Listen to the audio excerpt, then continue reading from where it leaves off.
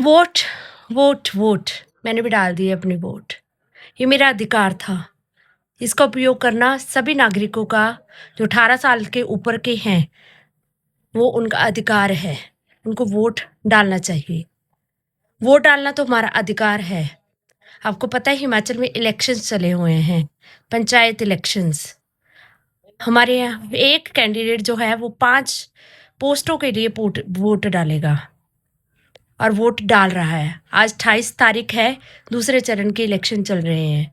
30 तारीख को तीसरे चरण या लास्ट चरण के इलेक्शन चलेंगे और उसके बाद हमारे जो पेंडिंग रिजल्ट्स है वो सारे सामने आ जाएंगे। सभी जगह पे इलेक्शंस की धूम चली हुई है पूरे हिमाचल में, क्योंकि ये लोकल इलेक्शंस माने जाते हैं। पंचायती इलेक्शन लोकल इलेक्शन माने जाते हैं।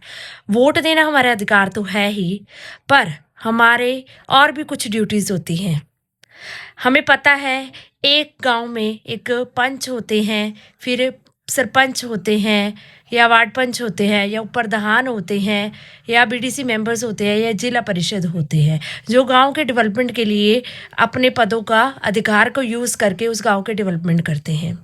बट क्या आप लोगों को इतना पता है एक गांव को कितना पैसा आता है सरकार की तरफ से और किस तरीके से आता है?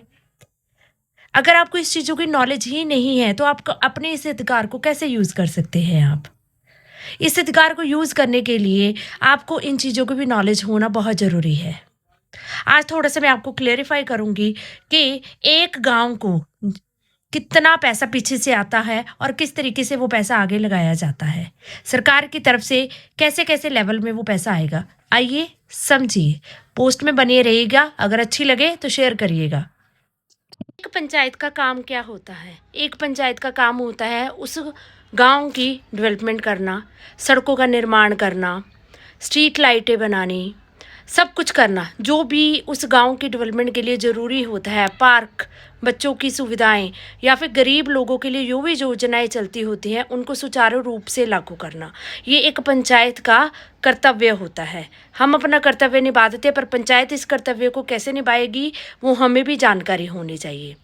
एक पंचायत को 3 तरीके से पैसा आता है। 3 लेवल पे, सेंटर लेवल पे केंद्र सरकार भी उनको पैसा देती है एक पंचायत को। स्टेट लेवल पे जो स्टेट गवर्नमेंट होती है, जैसे हमारे हिमाचल की स्टेट गवर्नमेंट है, वो भी उनको पैसा देगी और पंचायत की खुद की कमाई भी होती है।